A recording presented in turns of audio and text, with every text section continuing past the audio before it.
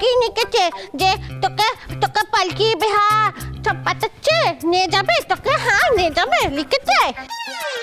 উঁচু করে দেখিনি, চুপ করো হ্যাঁ। কটকটি একটা। আমার বাপের বাড়ির লোকেরা তোমার কোন পাকা ধানে মই দিয়েছে যে তুমি ওদের কথা শোনাচ্ছ? তুই চুপ করবি। ও বাবা বাবা বাবা, আমার চিঠি এসেছে না গো, চিঠি এসেছে আমার না, আমার নামে তো কেউ কখনো কোনোদিনও চিঠি পাঠায়নি গো, ওই জন্য আমার চিঠি এসেছে। দাও দেখিনি আমার চিঠি খানা। কি শূন্য গণ্য বাবা আমার চিঠিতে। বাবা চিঠিতেও সুন্দর গন্ধ, আর চিঠিটা আমাকে দাও। না না দেবো না। আচ্ছা তুই তো খুলতে পারবি না, তুই দে, আমি চিঠিটা খুলে দিই দে আমাকে। আমি দেবো না, আমি দেবো না। দেখি মা, দাও দাও দাও চিঠিটা আমাকে দাও, আমি খুলে দেখি। আমাদের আবার বিদেশ থেকে কে চিঠি লিখলো? না না দেবো না, না দেবো না। ওই দেখো আবার বায়না হলো না, দাও বলছি, দে দাও। না দেবো না, বলছি তো দেবো না। কি হয়েছে পারিমা? কি দেবে না বলছো? হ্যাঁ, তোমার হাতে ওটা কি? আমার হাতে চিঠি। চিঠি? হুম। বাবা, কে লিখলো তোমার চিঠি? হুম, আমি জানি না কখন তোমার চিঠি এসেছে। হ্যাঁ আমার চিঠি এসেছে। হ্যাঁ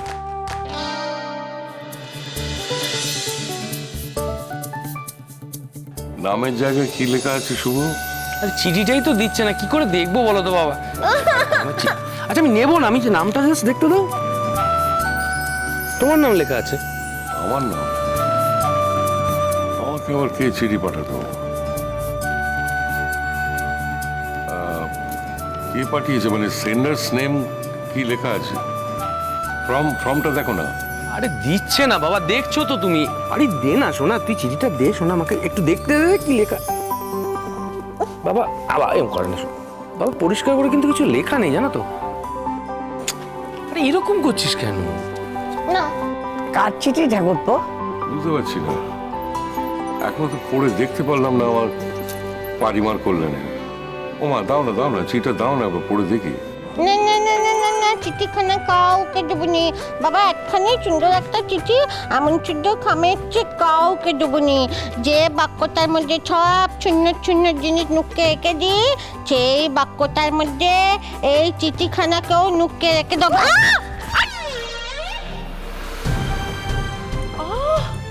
দেখতে পাইনি, চোখের মাথা খেয়েছি, চোখের মাথা খেয়েছি। কি এমন জিনিস শুনি যেটা একেবারে নিয়ে গিয়ে লুকিয়ে বাক্সের মধ্যে রাখতে হবে, কাউকে দেখাবে না? আমায় কিন্তু দেখাতেই হবে।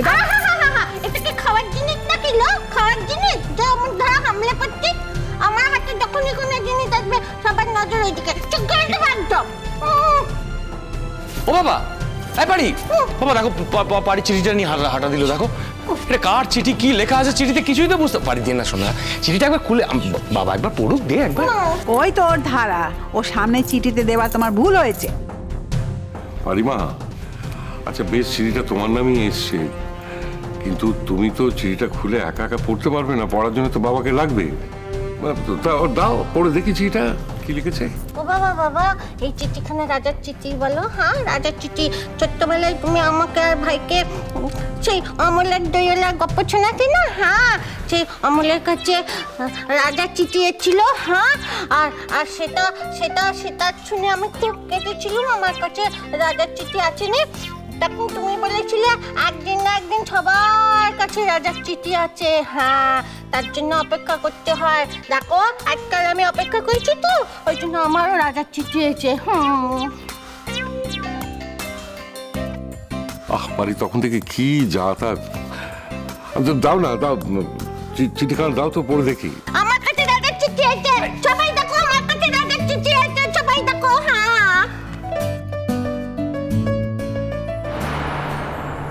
বাবা, কি এমন মহামূল্য রত্ন পেলে রাঙা পিসি যে তুমি এমন করে চেঁচাচ্ছ?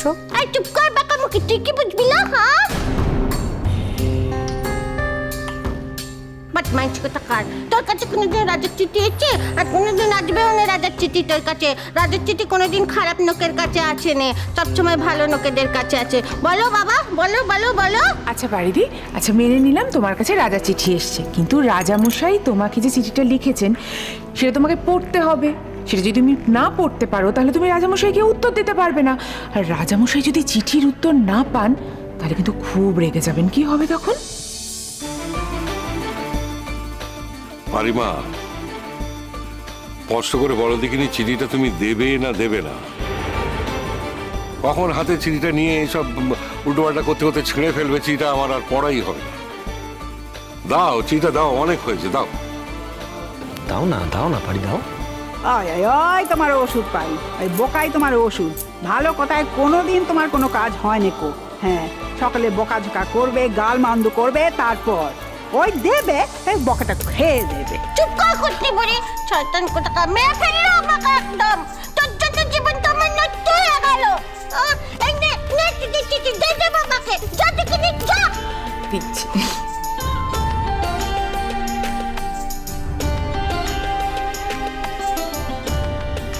চলে দেখলি?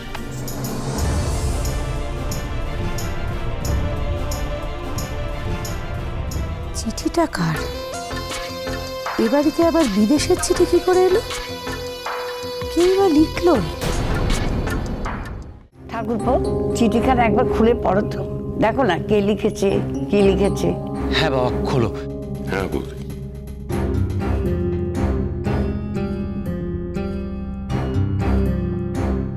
এই রান্নাঘর থেকে সমানে শুনতে পাচ্ছি কার যেন চিঠি এসেছে। তো আমরা তো আলোচনা করে যাচ্ছি যে কার চিঠি হতে পারে, কার।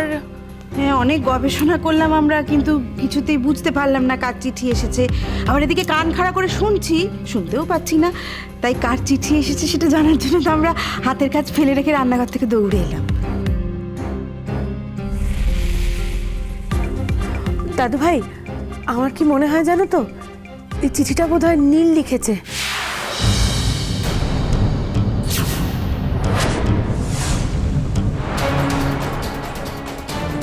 নীলের চিঠি বাবা?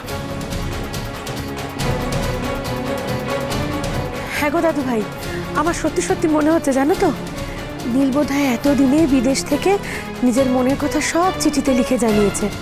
দেখো, হয়তো ফোন করতে চাইছিল, কিন্তু ফোনে কথা বলতে হয়তো কোনো সংকোচ হচ্ছে, দ্বিধাবোধ করছে, তাই জন্য চিঠিতে সব লিখেছে। খোলো না দাদু ভাই চিঠিটা, একটি বারের জন্য খুলে পড়ো না, আমাদের তো আর টেনশনে আমরা থাকতে পারছি না। তাই যেন হয় ভূমি, তাই যেন হয়। তোমার মুখে ফুল চন্দন পড়ুক। এই চিঠি যেন আমার নীলেরই হয় ঠাকুর, এই চিঠি যেন আমার নীলেরই হয়। কেঁদো না বেজে বৌমা, মন শক্ত করো। ঠাকুর চাইলে সব হয়, উনি চাইলে এই চিঠি নিজেরও হতে পারে। মূলটা আমি ভাবলাম রাজার চিঠি, তা নয় কো। কিন্তু যদি তা নাও হয়, ও মেজো বৌদি, এ বাপু তোমার নীলের চিঠি হোক। হ্যাঁ, নীলের চিঠি হওয়াই ভালো। ছেলের জন্য তোমার মনখানাতে কত কষ্ট হচ্ছে বাপু, কত আমাদেরও হচ্ছে। কিন্তু মার কর্তের সঙ্গে কি আর কারোর কর্তের তুলনা হয় বলো বাপু? এই চিঠি যেন বাপু তোমার ছেলের চিঠি হয়। ও বাবা বাবা, তাড়াতাড়ি করে পড়ো দেখি তো চিঠিখানা। পড়ো পড়ো পড়ো, মনে হচ্ছে এই ঘর থেকে কোনো বেরিয়ে যাওয়ার লোকের চিঠি হবে এটা। আমাদের নীলকুমারের চিঠি হয়তো হবে। নীলকুমারের চিঠি আমাদের কাছে রাজার চিঠি, বলো বাবা, তাই না? হ্যাঁ মা।